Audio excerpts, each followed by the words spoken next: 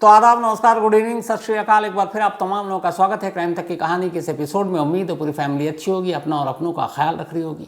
IPL में record पर record टूट रहे हैं। सनराइजर्स हैदराबाद हाईएस्ट अब तक का स्कोर आईपीएल का, अपना ही पिछला रिकॉर्ड 277 का था, अब 287, कमाल है। और उधर दूसरी तरफ आरसीबी, क्या करें, नसीबी साथ नहीं दे रहा है, लेकिन कल हारी भी तो 250 प्लस बनाकर। तो इस बार आईपीएल के कई सारे रिकॉर्ड टूट रहे हैं, मैचेस भी अच्छे हो रहे हैं, तो मज़ा भी आ रहा है। और कमाल ये है कि सीएसके और धोनी भी अच्छा खेल रहे हैं, उधर रोहित भी अच्छा खेल रहा है और मुंबई भी हार रही है। तो ये तो आईपीएल की बातें। अब आते हैं आज की कहानी के ऊपर। कहानी पूरी सुनाऊं उससे पहले आपकी शुरुआत अपन लोगों से, यानी हम लोगों के अपने मीडिया वालों से।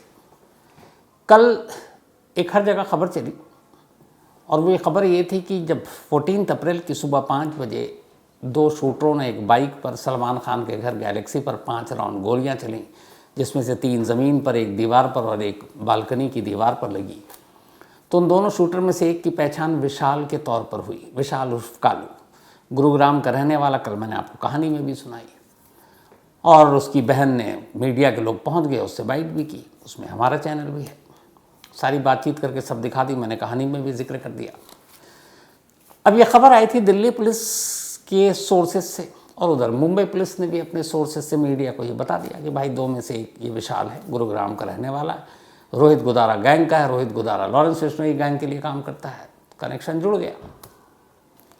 आज मुंबई पुलिस एक प्रेस कॉन्फ्रेंस करती है, उनके ज्वाइंट कमिश्नर, और उसके बाद वो बताते हैं, पूरा राज खोलते हैं कि सलमान खान के घर पर यह हमला कैसे हुआ और इसकी प्लानिंग कैसे हुई, साजिश कैसे रची गई। पूरी 1.5 महीने की उन्होंने कहानी सुना दी, जो मैं अब आपको आगे सुनाने जा रहा हूँ। लेकिन उससे पहले एक सवाल, और एक शायद वहाँ पे एक ऐसा रिपोर्टर जर्नलिस्ट बैठा हुआ था जिसे कल वाली बात याद थी, और उसने ये सुलगता सवाल पूछ दिया। और ये सवाल तब पूछा गया जब मुंबई पुलिस ने प्रेस कॉन्फ्रेंस में कहा कि हमने इस पूरी साजिश को बेनकाब कर दिया, 2 शूटर को पकड़ लिया और दोनों के नाम बताए। नाम चौंकाने वाले थे। एक नाम था इसमें विकी गुप्ता, उम्र 24 साल, और दूसरे का नाम था सागर कुमार पाल, उम्र 23 साल। अब सारे लोग हैरान कि भैया एक विकी, एक सागर, तो वो विशाल कहाँ गया, जो कल पूरे दिन सारे टीवी न्यूज़ चैनल पर छाया हुआ था, अखबारों में भी नाम चल रहे हैं। गुरुग्राम में उसकी बहन भी मीडिया से बात कर रही है और कह रही मेरा भाई बेकसूर है। अब यहाँ मुंबई पुलिस पकड़ कर लाती है और कहती यही दोनों हैं, यही सब कुछ किया, तो विशाल कहाँ गया। इस पे एक रिपोर्टर ने सवाल पूछ दिया। तो मुंबई पुलिस का जवाब था, देखिए अब इस बारे में मैं तो कुछ नहीं कहूँगा, मैं सिर्फ अपने गुने के बारे में बताऊँगा, मतलब गुनाह जो दर्ज किया है, और मेरी नज़र में यही 2 हैं। विशाल का नाम कैसे आया, कहाँ से आया, क्यों आया, ये आप कहीं और जानिए। तो असल में नाम तो आया था पुलिस से ही, और ये शुरुआत हुई थी दिल्ली पुलिस से। क्या होता है ना कि 2 स्टेट की पुलिस की आपसी राइवलरी भी बहुत पुरानी है, क्रेडिट लेना, होड़, आगे निकलना। तो उसमें ये है कि एक को दिखा दिया भाई दिल्ली पुलिस की वाहवाही कि हमने देखो खुलासा कर दिया ये यहाँ का है, दूसरी पुलिस सोचती है हम पीछे रह गए। तो जल्दबाजी, आगे निकलने की होड़ और राइवलरी, इन चीज़ों से कई बार केस पे असर पड़ता है, और उससे भी बड़ी कम्युनिकेशन गैप, कि आपस में बात ही नहीं हो रही है। तो इसलिए वो विशाल जो कल तक छाया हुआ था कि एक शूटर वो है, वो असल में कहीं सीन में ही नहीं है, बल्कि सीन में जो 2 शूटर थे जो बाइक पे आपको तस्वीरें दिखाई, उनमें एक विकी था और एक था सागर। अब विकी और सागर ने सबसे पहले तो ये कि किया क्यों, मकसद क्या था, तो पुलिस ने मकसद भी बताया। और सबसे चौंकाने वाली बात ये भी थी कि ये दोनों हैं कहाँ के। लॉरेंस बिश्नोई गैंग का नाम आ रहा है, लेकिन लॉरेंस के ज़्यादातर जो लड़के हैं वो या तो दिल्ली के हैं, पंजाब के हैं, हरियाणा के हैं, राजस्थान के हैं, कुछ महाराष्ट्र में भी हैं। अब ये दोनों जो पकड़े हैं, ये दोनों बिहार से हैं। तो बिहार और लॉरेंस बिश्नोई का कनेक्शन कुछ जच नहीं रहा था, लेकिन उसकी भी कहानी पता चली। तो पेश है पूरी कहानी कि ये क्या हुआ, क्यों हुआ, कैसे हुआ, ये दोनों पकड़े कैसे गए। पकड़ने वाली कहानी बड़ी इंटरेस्टिंग है। तो 14 अप्रैल को जब ये सब कुछ हो गया, तो पुलिस ने अपनी इन्वेस्टिगेशन शुरू की। दिन होते होते यह मामला क्राइम ब्रांच यूनिट 9 को दे दिया गया। अब मुंबई में जो क्राइम ब्रांच यूनिट 9 के जो हेड हैं, तो पूरा देखते हैं, जो लीड करते हैं, उनका नाम है दया नायक। दया नायक मशहूर कॉप, एनकाउंटर स्पेशलिस्ट। तो वो दया नायक इस क्राइम ब्रांच यूनिट 9 के बॉस। अब ये केस उनको दिया गया, टीम लग गई। सबसे पहले अब ये कि टीम ये दोनों हैं कौन। तो गैलेक्सी के बाहर तो हेलमेट में थे, चेहरा पहचान नहीं पाओगे। थोड़ी देर के बाद पता चला कि माउंट मैरी नाम की एक जगह वहीं गैलेक्सी के थोड़ी आगे है, वहाँ पे एक बाइक पार्क है, उस बाइक का कोई मालिक नहीं। पुलिस ने देखा, फिर जो सीसीटीवी कैमरे में था बाइक मैच कर गया। वहाँ के कैमरे से देखा तो देखा कि वही दोनों उस बाइक से उतर रहे हैं। और अब बाइक से उतरने के बाद तो फिर हेलमेट भी उतारेंगे, तो हेलमेट उतारा, एक ऑटो पकड़ा। ऑटो पकड़ने के बाद वो पहुँचते हैं बांद्रा रेलवे स्टेशन। वहाँ के प्लेटफॉर्म नंबर 1 पे दोनों का कैद हो जाता है चेहरा। लेकिन चेहरे से उन दोनों तक कैसे पहुँचा जाएगा। तो एक इन्वेस्टिगेशन ये हो रहा है कि सुबह पुलिस एक टीम लगी हुई सीसीटीवी कैमरे को खंगालने में, एक टीम लग गई अब मोबाइल को खंगालने में। अब सामने वाले का नंबर तो है नहीं, जब नाम ही पता तो नंबर नहीं, तो कैसे आप उसको ट्रेस करोगे। तो मुंबई पुलिस की क्राइम ब्रांच यूनिट 9 ने यह शुरुआत की कि सुबह 4:50 पर यह गोली चली थी, 5 राउंड। उन्होंने 4:50 से 4:55, क्योंकि उतनी देर में बाइक निकल गई थी, इन 5 मिनटों में गैलेक्सी के सामने कितने मोबाइल एक्टिव थे उसका डंप डेटा निकाला। ये बड़ा आसान होता है, आजकल टावर होता है, तो उस गैलेक्सी के इर्द गिर्द उस वक्त कितने मोबाइल एक्टिव थे। अब टाइम देखिए 4:50 है, तो अमूमन शहर सो रहा होता है, उस इलाके के लोग भी सो रहे हैं, तो बहुत ज़्यादा डेटा नहीं था कि जिसको कलेक्ट करके उसको छांटने में बहुत टाइम लगेगा। सुबह वक्त लोग सो रहे हैं, तो कुछ ही फ़ोन उस वक्त ऑन जिस पे सारी चीज़ें हो रही। तो उस डम डेटा में से उस वक्त इस टाइमिंग के हिसाब से सीसीटीवी के अब उन्होंने डेटा निकाला। छाटते उन्हें 2 नंबर मिले। लेकिन अब ये 2 नंबर उन्हीं के हैं, ये कैसे करें। इधर दूसरी टीम अब सीसीटीवी कैमरे को देख रही है और वो देख रही है कि माउंट मैरी से 2 लोग सुबह सुबह बांद्रा रेलवे स्टेशन के प्लेटफॉर्म नंबर 1 पर हैं और वहाँ से सांता क्रूज की ट्रेन पकड़ना है लोकल। तो अब ये जो 2 नंबर मिले डम डेटा से, उन्होंने उन नंबरों को अब देखा कि सांता क्रूज रेलवे स्टेशन के डेटा में क्या ये दोनों नंबर हैं उस वक्त एक्टिव। वो लगभग 5:10 या 9 हो रहे थे सुबह। तो इत्तेफाक से सांता क्रूज रेलवे स्टेशन पर भी ये दोनों नंबर एक्टिव मिले, जो लगभग 15-20 मिनट पहले गैलेक्सी के बाहर एक्टिव थे। तो अब सांता क्रूज पे भी एक्टिव, तो थोड़ी सी उम्मीद जगी कि शायद यही दोनों हैं। अब उसके बाद सीसीटीवी भी खंगाला जा रहा। तो अब उसके बाद अगला सीसीटीवी कैमरा जिसमें दोनों कैद होते हैं वो होता है कि ये दोनों अब सांता क्रूज में उतरे हैं, प्लेटफॉर्म नंबर 3 पर है। तो बांद्रा में भी ये दोनों मोबाइल एक्टिव जो गैलेक्सी के बाहर है, सांता क्रूज में भी दोनों मोबाइल एक्टिव जो गैलेक्सी के बाहर मिला था। लेकिन ये सारी चीज़ें आप ऐसा नहीं कि उसी वक्त पता चल रहा है, ये कई घंटे बीत चुके हैं, गोली चल चुकी है, ये उसके बाद, क्योंकि आप तफ्तीश करते हैं तो टाइम लगता है। तो ये जो सारी चीज़ें हो रही हैं सुबह 9-10 बजे के बाद हो रही हैं, एक एक चीज़, वक्त तो लगता ही है टेक्निकल या फिर ह्यूमन इंटेलिजेंस को गैदर करने में। तब ये हुआ कि 3 जगह वही मोबाइल नंबर 2 जो मिले थे गैलेक्सी के बाहर वो अलग अलग मिल रहे हैं और वो दोनों की मूवमेंट हो रही है। तो अब पुलिस को यकीन हो गया कि ये दोनों नंबर उन्हीं हमलावरों के हैं, क्योंकि ये एक इत्तेफाक नहीं हो सकता कि वही नंबर उसी वक्त जब गोली चली तब गैलेक्सी के बाहर वही नंबर, माउंट मैरी के बाहर वही नंबर, आपके बांद्रा रेलवे स्टेशन के बाहर वही नंबर, सांता क्रूज के बाहर। तो इसका मतलब है कि इन दोनों का ही कुछ कनेक्शन है। अब उन दोनों नंबरों को खंगाला गया तो पता चला कि ये दोनों नंबर किसके। अब उन दोनों नंबरों को ट्रेस करना शुरू किया, अब उसके ज़रिए लोकेशन। तो मुंबई में ये शूट आउट हुआ, 5 गोलियां चली गैलेक्सी के बाहर। और याद रखिएगा ये वो मुंबई है जब एक वक्त अंडरवर्ल्ड के लिए पूरी तरह से कुख्यात और बदनाम था। और उसी अंडरवर्ल्ड से याद आया दाऊद इब्राहिम, अंडरवर्ल्ड का CEO, अंडरवर्ल्ड डॉन, पिछले 35 साल से ज़्यादा वक्त से भागा हुआ है। तो दाऊद की पूरी कहानी, दाऊद इब्राहिम बनने की पूरी कहानी, मुंबई में अंडरवर्ल्ड कैसे उसने उस पर राज किया, ये सारी, फिर 93 ब्लास्ट से पहले कैसे वो देश छोड़कर भागा, तो ये पूरी कहानी कुकू FM के लर्निंग एप्लीकेशन पर है, लर्निंग प्लेटफॉर्म पर है। तो दाऊद इब्राहिम कुकू FM के लर्निंग प्लेटफॉर्म पर ये कहानी आप सुन सकते हैं। कुकू FM एक बेहद तेज़ी से बढ़ता हुआ ऑडियो लर्निंग ऐप है और लाखों लोग इसको सुन रहे हैं और इससे कुछ ना कुछ नया सीख रहे हैं, आगे बढ़ रहे हैं। अगर आपने अब तक कुकू एफएम की ऑडियो बुक नहीं सुनी है तो अब आपके लिए कुकू एफएम ने 7 दिन का फ्री ट्रायल शुरू किया है। इन 7 दिनों के दौरान आप पूरे प्लेटफॉर्म की कोई भी शो सुन सकते हैं, जिसमें 10,000 शो शामिल हैं, बल्कि 10,000 से ज़्यादा हैं, बिल्कुल मुफ्त। वो भी ऑफ़र बहुत तगड़ी है, तो अपने दोस्तों को और फैमिली मेम्बर्स को भी ये ज़रूर बताना। ये एक बहुत ही लिमिटेड टाइम ऑफ़र है। तो अब जो लोकेशन जो पुलिस कर रही है, ये करीब आप मान लीजिए 5-6 घंटा पुलिस पीछे है और वो 5-6 घंटा आगे हैं, तो वो आगे चलते जा रहे हैं। अब टीम लगी क्राइम ब्रांच यूनिट 9 की, दया नायक की। अब इसके बाद आगे पता चला कि ये लोग मुंबई से सांता क्रूज के बाद टैक्सी पकड़ी, फिर लोकल पकड़ी, ये दहीसर पहुँचे। अब हर जगह पे सीसीटीवी भी मिल रहा और वही नंबर मूव कर रहा है। दहीसर से फिर इनका मूवमेंट दिखा सूरत, फिर सूरत में भी दिखा, सूरत में सीसीटीवी में भी कैमरे में कैद हुए। सूरत दोनों जाते हैं और सूरत के बाद अब वहाँ से ये दोनों अहमदाबाद के लिए निकल पड़ते हैं।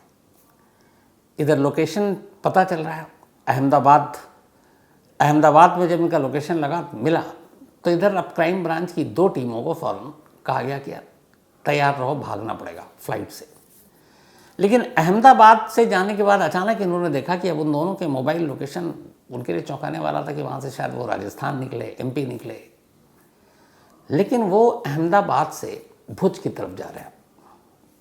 अब जब भुज की तरफ जाने लगे तब ये यकीन हो गया कि ये भुज की तरफ ही जा रहे हैं। 2 क्राइम ब्रांच की टीम उसी वक्त वहाँ से निकलती है और इधर जो क्राइम ब्रांच यूनिट 9 के बॉस या जिनकी अगुवाई में चल रहा था, दया नायक, वो भुज के एसएसपी को फ़ोन करके बताते हैं कि ये 2 तस्वीरें हैं, आपने देखी है ये दोनों, और हमारा जो लोकेशन बता रहा है वो है कि ये भुज की तरफ गए हैं।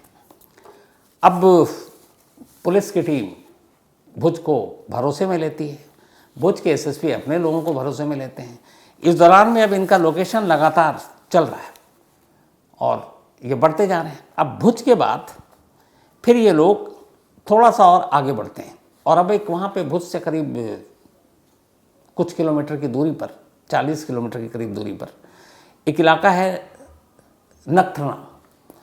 तो नखत्राना एक टाउन है, तो उसी टाउन की तरफ इनका लोकेशन दिखाई दे रहा, नखत्राना।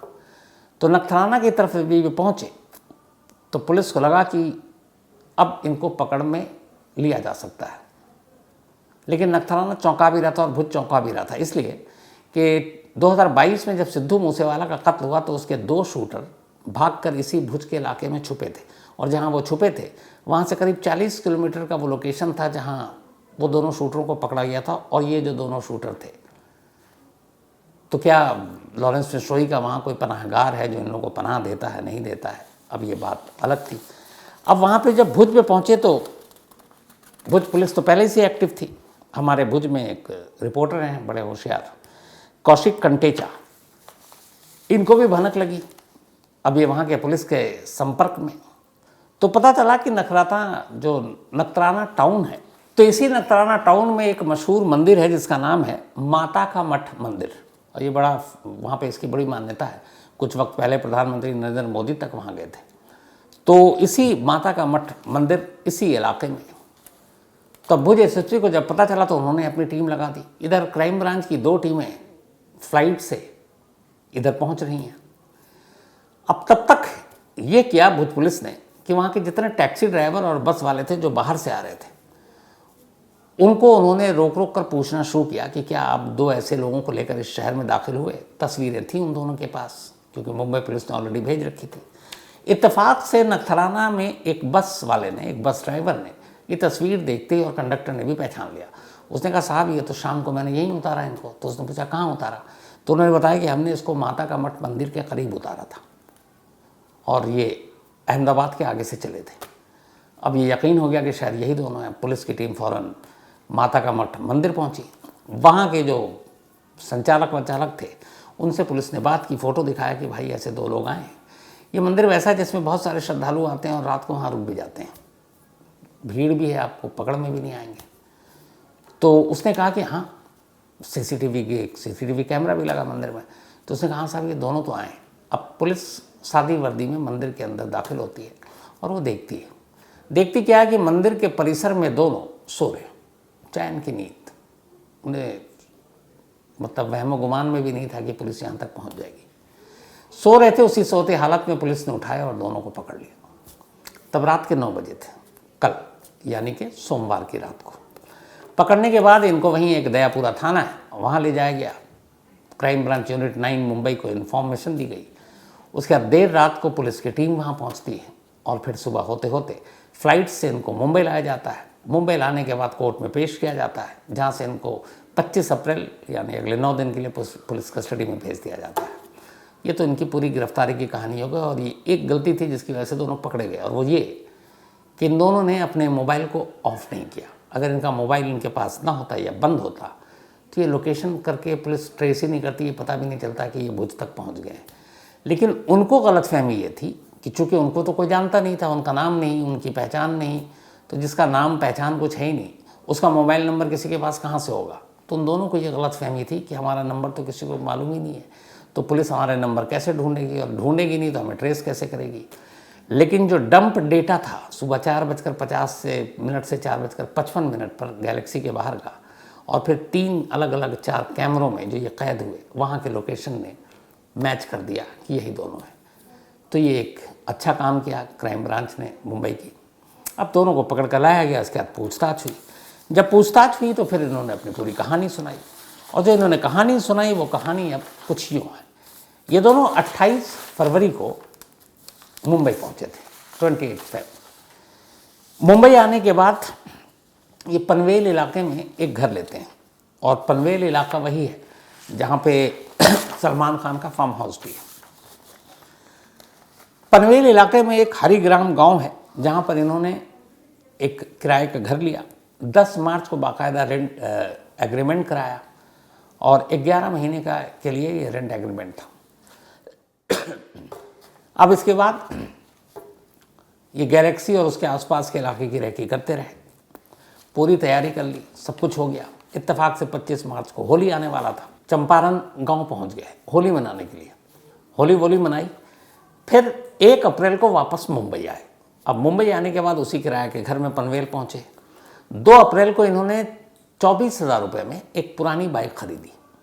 अब बाइक खरीदने के बाद भी ये 1-2 बार गैलेक्सी गए, इससे पहले ऑटो से भी गए। 2 अप्रैल को ये सब कुछ हो गया, सारी तैयारी हो गई। अब इनको इंतज़ार था हथियार का, जिससे गोली चलानी। अभी तक इनके पास वेपन नहीं है। और जो इनका हैंडलर था वो इनको फ़ोन पे गाइड कर रहा था कोड वर्ड में। उसी हैंडलर ने फिर इसको बताया 10 अप्रैल के बाद कि तुम्हें पनवेल में ही एक जगह है जहाँ एक शख्स मिलेगा, वो तुम्हें एक हथियार देगा। ये उस बताई हुई जगह पे पहुँचते हैं, एक बंदा मिलता है, वो उनको एक तमंचा देता है। ये दोनों उस शख्स को नहीं जानते। ये तमंचा लेते हैं, वापस आते हैं। रैकी हो चुकी थी, उसके आसपास किन कौन से भागने के रास्ते हैं, कहाँ से कैसे निकलना, निकल के कहाँ जाना है, ये सब पहले से सारे रूट तय थे। ये सब करने के बाद फिर ये डिसाइड करते हैं कि 14 अप्रैल सुबह 5 बजे से पहले गोली चलाना है घर के बाहर, क्योंकि उस वक्त सन्नाटा होता, और ये मॉर्निंग में भी रेकी कर चुके थे। मुंबई में लोग बहुत सारे जागे रहते हैं, सुबह सुबह घर पहुंचते हैं, तो कोई हैरान भी नहीं होता इस तरह से देखकर। तो उसके बाद 14 अप्रैल की सुबह ये फिक्स करते हैं और फिर गोली चलाते हैं, और जिस रूट से मैंने कहा उस रूट से ही भागते हैं। अब पूछताछ के दौरान इन्होंने बताया कि जब ये भाग रहे थे, मुंबई से दहीसर निकले, दहीसर से सूरत गए, तो सूरत में एक ताप्ती नदी है, वहाँ उन्होंने वो तमंचा फेंक दिया ताकि हथियार लेकर कहाँ चलते रहेंगे। और फिर इसके बाद इनका इरादा यही था कि पुलिस को गुमराह करते हुए ये पहले इस तरफ इधर घूमेंगे भुज में, और फिर बिहार की तरफ जाएंगे। लेकिन उससे पहले गलती, यानी कि मोबाइल दोनों ऑन, लोकेशन पता चल चुका था, दोनों पकड़े गए। अब यहाँ पे एक सवाल कि ये दोनों जो हैं, विकी या फिर सागर, जो पकड़े गए हैं, जिन्होंने गैलेक्सी के बाहर गोली चलाई, ये बिहार के वेस्ट चंपारण जिला के एक ही गांव के हैं। तो लॉरेंस के कांटेक्ट में कैसे? तो इसमें जो एक नई थ्योरी आई वो ये है कि इसमें जो सागर है, ये है तो उसी एक गांव का, बिहार के, लेकिन ये 2 साल तक हरियाणा में एक जगह नौकरी की इसने, और इसी नौकरी के दौरान ये कुछ लॉरेंस के गुर्गों के संपर्क में आया, और संपर्क में आने के बाद फिर ये सारी प्लानिंग हुई। अब जो मुंबई पुलिस के सोर्सेज हैं, उनका ये कहना है कि चूंकि 5 धमकी पहले हो चुकी थी, एक बार संपत नेहरा गन के चक्कर में लौट गया था गैलेक्सी से खाली हाथ, इस बार लॉरेंस बिश्नोई गैंग कुछ ऐसे लोगों की तलाश में था जिनकी कोई लिस्ट पुलिस के पास ना हो, यानी वो अननोन हो, क्योंकि लॉरेंस गैंग के गुर्गे और बाकी इन सब पे तो नज़र रहती है एजेंसियों की। तो उन्हें तलाश थी ऐसे लोगों की, एक तो जो ये दिल्ली, हरियाणा, पंजाब और राजस्थान से दूर हो, तो फिर यूपी और बिहार बचता है, तो बिहार। तो इसके लिए लॉरेंस बिश्नोई के भाई अनमोल बिश्नोई ने एक थर्ड पार्टी को ये कॉन्ट्रैक्ट दिया, एक तीसरे बंदे को, और उससे कहा कि देखो ये काम है और ये करवाना, और बिल्कुल नए लोग चाहिए ताकि वो पुलिस के रडार पर ना हो। तो ये काम एक थर्ड पार्टी के ज़रिए कराया गया, और वो उस थर्ड पार्टी जिसको ये काम दिया गया उसका ताल्लुक, उसका कनेक्शन यूपी से है, और उस थर्ड पार्टी के बॉस ने ये काम इन दोनों को दिया, क्योंकि ऑलरेडी इसमें जो सागर था वो हरियाणा में इनके टच में रह चुका था। तो ये काम दिया गया। लेकिन जो सबसे इम्पोर्टेंट बात, इन दोनों को ये काम सौंपने के बाद इन्हें साफ इंस्ट्रक्शन दिया गया था कि तुम्हें सिर्फ गैलेक्सी के बाहर जाकर गोली चलानी है और निकल लेना है। गोली किसी को मारनी नहीं है, मतलब किसी की जान नहीं लेनी है, सिर्फ धमकाना है और डराना है, और उसके लिए तुम्हें 3, 4 या 5 राउंड गोली चलानी है, चलाओ, लेकिन दीवार पे चलाओ, बाहर से चलाओ, बट किसी को नुकसान नहीं होना चाहिए, क्योंकि इनका मैसेज ये था कि डराओ और धमकाओ ताकि उन्हें एहसास हो कि हम तुम्हारे कितने करीब पहुंच सकते हैं। तो मुंबई पुलिस को अब तक की पूछताछ में इन दोनों ने यही बताया कि हम वहाँ गए तो ज़रूर थे, लेकिन हमें सिर्फ डराने के लिए भेजा गया था, और वो इन्होंने काम कर दिया। अब पुलिस ने इन दोनों के साथ साथ अनमोल बिश्नोई को भी FIR में दर्ज किया इस साजिश में। जो गैलेक्सी के बाहर गोली चली, उसकी वजह यह है कि गोली चलने के कुछ घंटे बाद ही अनमोल बिश्नोई ने बाकायदा फेसबुक पर इस हमले की जिम्मेदारी ले ली। अब जब जिम्मेदारी ली तो इसका मतलब वो भी अक्यूज हो गया। तो अब 3 आरोपी हैं, लेकिन इसके पीछे का वो थर्ड पार्टी कौन है और क्या साजिश है, इस तरह की कुछ और साजिशें बुनी जा रही हैं। अब ये क्राइम ब्रांच का काम है ये सारी सच्चाई को बाहर निकालना। 25 अप्रैल तक का वक्त है उनके पास, क्योंकि पुलिस कस्टडी मिली हुई उनको 25 अप्रैल तक। तो 25 अप्रैल तक ये दोनों क्या क्या बताते हैं, क्या उगलते हैं, और इसके बाद और किन किन लोगों तक पुलिस पहुंचती है, इसके लिए हमें थोड़ा इंतज़ार करना पड़ेगा। तो ये थी आज की कहानी ख़त्म करूं उससे पहले वही अपना सिलसिला। आज बेबी द्रोही, इनका जन्मदिन है, तो हैप्पी बर्थडे द्रोही। और ये हार्दिक कौशिक जी की बहन है। साथ ही जिप्सन जे वर्गीस, इनका भी आज जन्मदिन है, तो हैप्पी बर्थडे जिप्सन। एंड ये भेजा है जीनू वर्गीस ने, उनके बेटे हैं जिप्सन। श्रेया सिंह की मम्मी का भी आज बर्थडे है, इन्होंने नाम तो लिखा नहीं, लेकिन कोई बात नहीं, पूरी क्राइम तक फैमिली मेम्बर की तरफ से श्रेया, आपकी मम्मी को हैप्पी बर्थडे। साथ ही अर्नव, इनका भी आज जन्मदिन है, तो हैप्पी बर्थडे अर्नव। और ये भेजा जीवन ने है। शाहबाज बल्कि सॉरी शहनाज असलम, इनका भी आज बर्थडे है, तो हैप्पी बर्थडे शहनाज। और ये भेजा है असलम कलोडिया ने, उनकी वाइफ है ये शहनाज।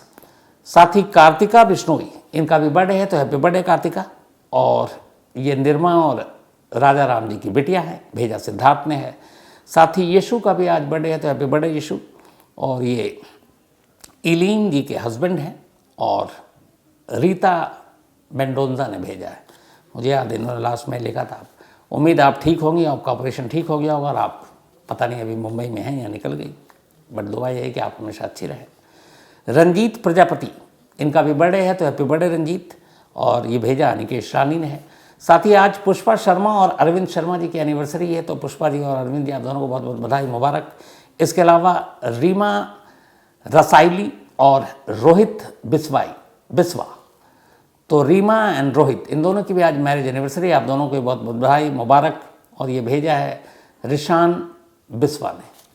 तो लास्ट में आपको वापस एक बार फिर से याद दिला दूं कि डिस्क्रिप्शन में जो लिंक है वहाँ कुकू FM डाउनलोड करके 7 दिन की फ्री ट्रायल लें, और एक बार आनंद पाल सिंह गैंगस्टर और रॉबिन हुड ये ऑडियो बुक ज़रूर सुनें। तो आज की कहानी में इतना ही। अब आपसे मुलाकात होगी कल रात 9 बजे किसी नई कहानी के साथ। तब तक अपना और अपनों का ख्याल रखिएगा। Thank you very much.